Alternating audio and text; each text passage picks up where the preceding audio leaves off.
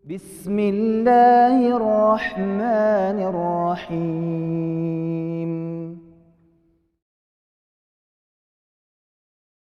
Bismillahirrahmanirrahim. Assalamualaikum warahmatullahi wabarakatuh. Alhamdulillahirabbil alamin. Wassalatu wassalamu ala sayyidil mursalin wa khatamin nabiyyin wa ala alihi wa ashabihi wa man sara ala nahjihi wa man ihtada bihadihi wa man istanna bi sunnatihi ila yaumiddin. Qala Allah ta'ala fi kitabihil karim, a'udzu billahi minasyaitonir rajim. Ya ayyuhalladzina amanu taqullaha haqqa tuqatih wa la tamutunna illa wa antum muslimun. Amma ba'd.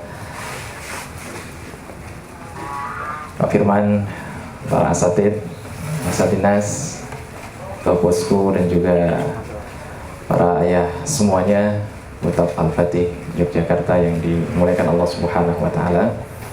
Alhamdulillah, bersyukur dan memuji kehadirat Allah Subhanahu wa taala dengan syukur yang berlipat-lipat, meskipun di bawah rintikan hujan. Dari berangkat sampai ke sini tadi hujan. Alhamdulillah, hujan ini adalah sesuatu yang membawa berkah, karena memang begitulah firman-Nya. Dan kami turunkan minas sama'i ma'an mubarakah, dan kami turunkan dari langit itu air yang penuh dengan berkah. Mudah-mudahan tidak ada di antara kita yang mencela turunnya hujan ini karena takut keberkahannya hilang. Syukur yang berlipat pula kita di hari ini berkumpul dalam rangka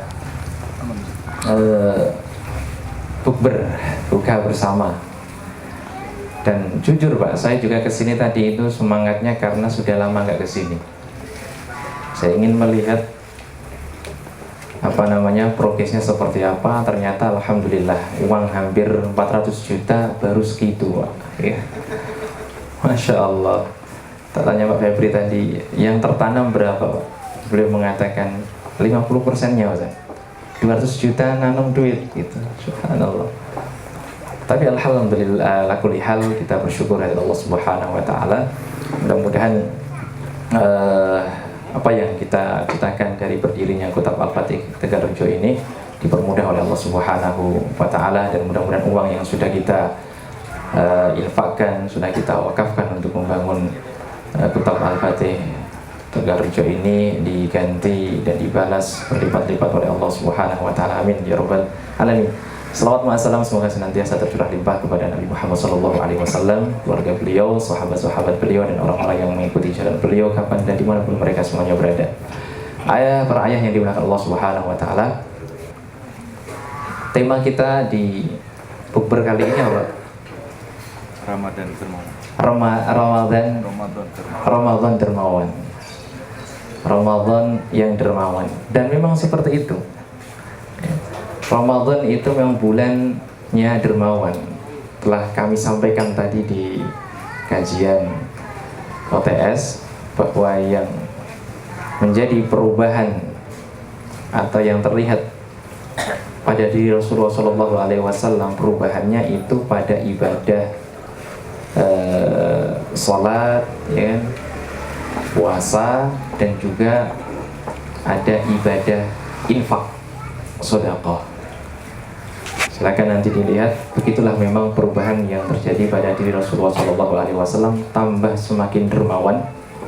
Bahkan dermawannya itu melebihi ar-rih al-mursalah, angin yang bertiup. Bukan sama loh ya, lebih bahkan. Kita duduk semuanya di sini, ini semuanya kena udara angin nggak Pak? Begitulah dermawannya Nabi SAW, melebihi angin. Siapapun yang tinggal di Madinah hampir dapat atau mendapatkan kebaikan Nabi SAW. Itu kebaikan beliau di Ramadan. Dan ada sebuah kitab menarik, kitab yang ditulis oleh Syekh Saleh Al-Fauzan, namanya Majalis fi Ramadan Al-Mubarak. Di antara keutamaan keutamaan atau keistimewaan Ramadan, beliau tulis itu fi fadlil infaq fi Ramadan. Keutamaan infak di Ramadan, di awal-awal tulisan beliau itu menunjukkan bahwa salah satu keistimewaan Ramadan itu adalah bulan infak, bulan dermawan berarti kan, Pak. Beliau katakan di sini, wa infaqul mal al halal fi ta'atillah yakunu aidan fil jihad alladhi huwa min asyrafil a'mal.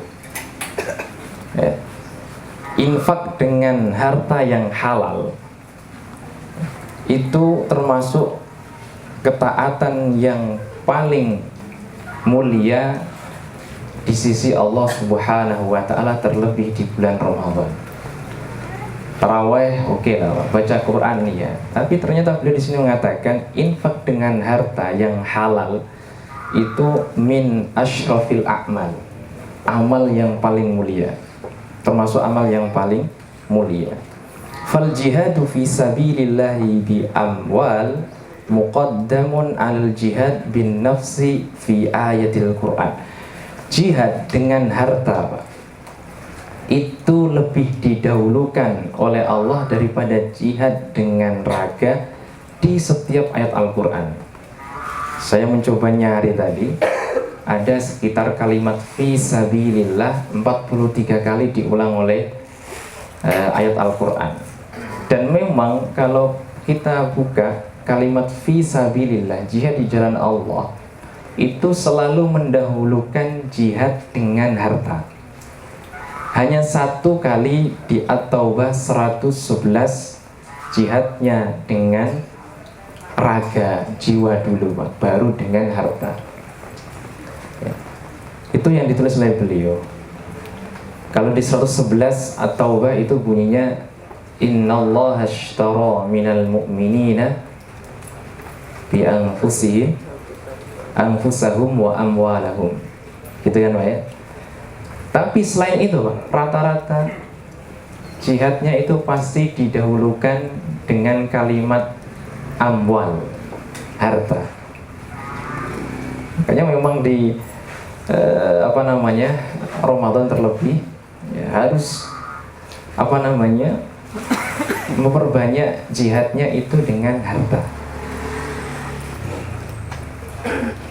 bukan dengan raga. Mungkin nanti silakan dicari kenapa kok di At-Taubah didahulukan jiwa dulu sebelum harta. Mungkin memang suasananya. Tapi selain At-Taubah semuanya jihad itu ya didahulukan, yang menjadi teman untuk berjihad itu harta. Dan memang begitu ternyata, Pak. Terus kemudian kalimat beliau yang menarik di sini,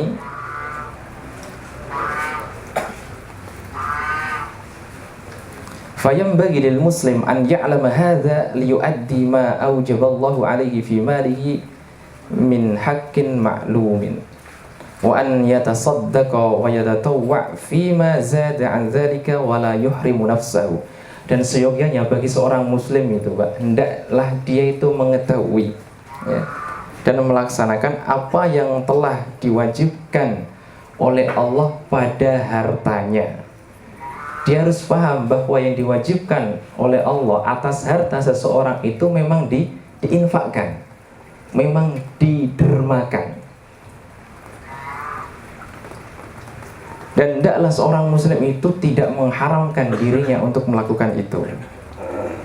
Terlebih fi hadzal syahr al-mubarak wa mawasimil khair, terlebih di bulan yang mulia yang penuh berkah ini dan di musimnya kebaikan. Maka jangan sampai seorang itu meremehkan yang namanya sedekah walaupun hanya dengan separuh kurma. Sebagaimana Nabi SAW bersabda, "Fattakun nara walau bisyikki tamratin." Kata beliau, lindungilah diri kalian dari api neraka walaupun hanya dengan separuh kurma. Separuh kurma ini menurut saya tidak ada di antara kita yang tidak mampu. Kok separuh kurma, 1 kilo mampu insya Allah ya. Ini kan motivasi Nabi, walaupun Anda tidak punya gitu loh. Tidak masalah. Jangan sampai di bulan yang mulia ini Anda tidak berderma, gitu loh Pak maksudnya. Walaupun hanya separuh kurma. Kayaknya di Indonesia ini atau di kumpulan kita semiskin-miskin yang nggak mungkin derma kok separuh kurma. Iya tadi, nggak mungkin. Setengah kilo masih sanggup lah ya, 1 kilo bahkan lebih dari itu. Tapi begitulah motivasi Nabi Shallallahu Alaihi Wasallam. Walaupun sedikit apapun, silakan berderma. Terlebih di musimnya kebaikan ini. Itu kata beliau. Kemudian karena menarik, saya baca kitab ini menarik ya, Majalis Syahri Ramadan Al-Mubarak. Kita diajak beliau untuk mengetahui keistimewaan bulan Ramadan. Kemudian beliau membawakan salah satu firman Allah Subhanahu wa taala yang menunjukkan bahwa jihad itu dengan harta lebih didahulukan, surah Al-Baqarah 261. Yang sudah kita hafal semuanya. Mathalul ladzina yunfikuna amwalahum fi sabilillahi kamathali habbatin ambatat sab'a sanabila fi kulli sumbulatin mi'atu habbah. Perumpamaan orang yang menginfakkan hartanya di jalan Allah itu seperti orang yang menanam 1 biji. Kemudian 1 biji itu menumbuhkan 7 tangkai, dan setiap tangkai ada 100 biji. Berarti 1 biji dibalas dengan 700 biji kali lipat.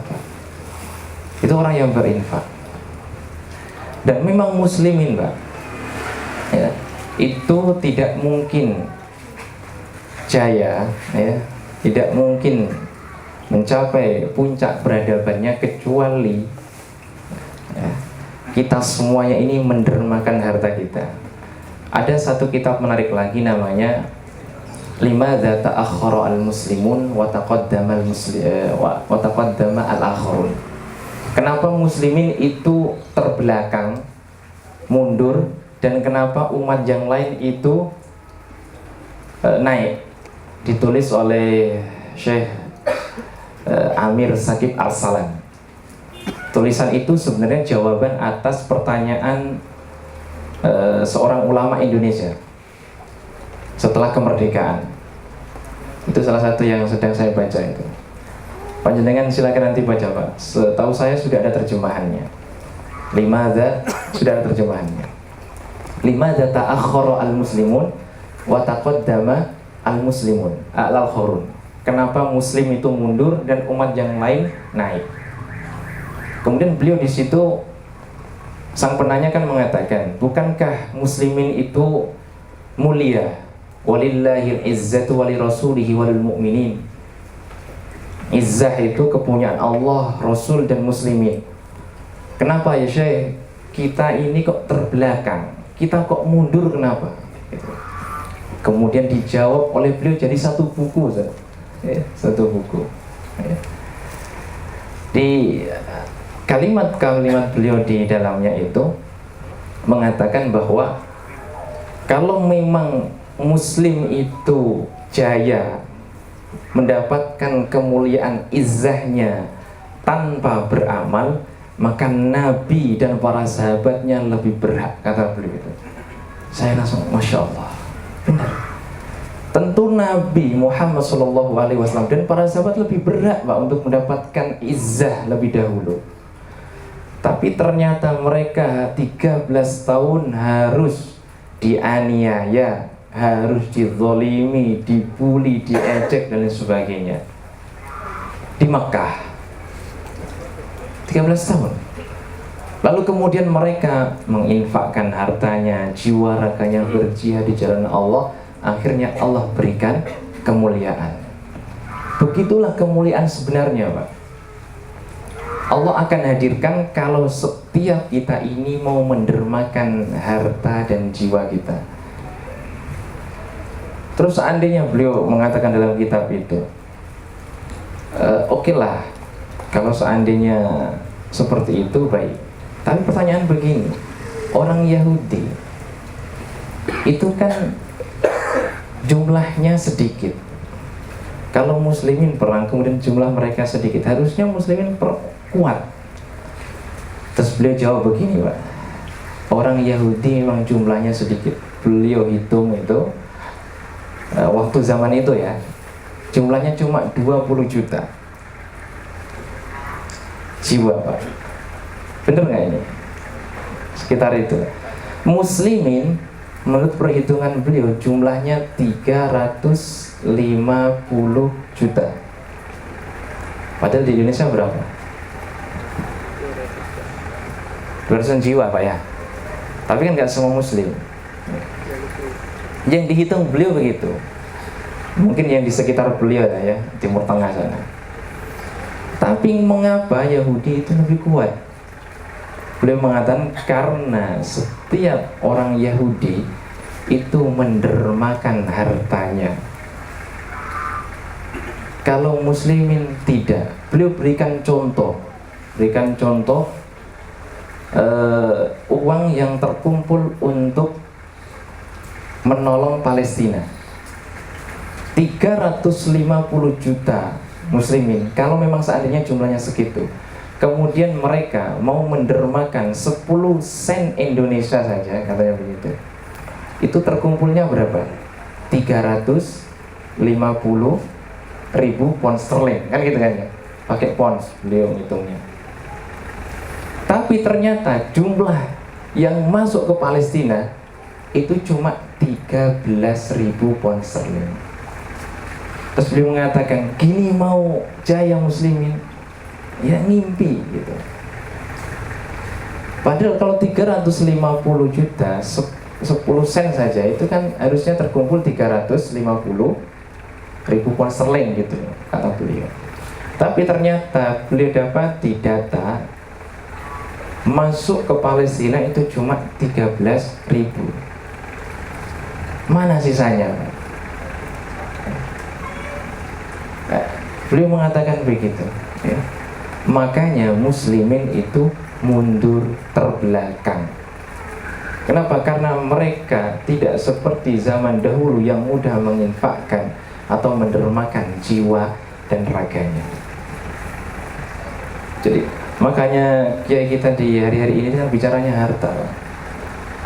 Karena memang itu nggak mungkin nggak. Muslimin jaya itu memang harus ada derma berupa harta. Nggak dikekang terus hartanya itu. Kalau hanya sekedar dengan raga, tentu harusnya ayat-ayat yang terkait dengan fisabilillah itu jumlahnya harusnya lebih didahulukan. Tapi ternyata jumlah yang banyak itu mendahulukan derma dengan harta. Itu di kitab Limadza ta'akhkhara al-muslimun wa taqaddama al-akharun. Silakan nanti dibaca, Pak. Kitab itu waktu sudah diterbitkan, itu kan jawaban, itu ditolak oleh pemerintah Prancis sampai. Karena bahaya sekali. Jadi orang muslim itu atau orang Islam itu akhirnya disadarkan dengan kitab itu. Di Syria juga ditolak. Tidak boleh oleh orang-orang penjajahnya waktu itu, Italia atau Prancis itu. Karena kalau kita tahu kitab itu isinya, Pak, silakan nanti dibaca. Itu Masya Allah, benar, memang harus begitu, Pak. Kalau enggak selama-lamanya ya sudah mundur terbelakang. Tidak mau berderma dengan hartanya, bahkan dengan jiwanya. Dan kenyataannya memang begitu kan di sini kan, atau di masyarakat kita lah. Bangun sekolah ya, suwe banget gitu ya kan, Masya Allah ya. Padahal sekolah itu kan untuk mendidik generasi atau mendidik dai-dai yang akan menyebarkan agama Islam yang mulia ini. Nah kalau untuk tempat mendidik aja kita kemudian muslimin saat ini aja sulit, bagaimana dengan yang lain? Padahal kita semuanya sepakat untuk melakukan perubahan itu harus dengan pendidikan. Gak bisa tidak? Dengan politik monggo, Pak, silakan ya. Tapi yakinlah tidak akan lama dan tidak akan berhasil. Itu kata Kiai Budi ya, maksudnya gitu ya. Antum ganti politik itu ya orangnya ya masyarakatnya ya akan sama. Betul nggak Pak? Misal yang ada saat ini dicopot begitu diganti, jenengan siap ganti? Kok ekstrim banget dicopot? Nggak ya, maksudnya berganti gitu loh Pak ya. Misal 2023 ganti aja misal begitu ya. Saya tidak berpolitik ya, cuman ya itu mungkin membantu, tapi yang sangat berpengaruh itu memang dari pendidikan. Silakan, tapi yang sedang ada berjuang di tempat-tempat tersebut ya silakan.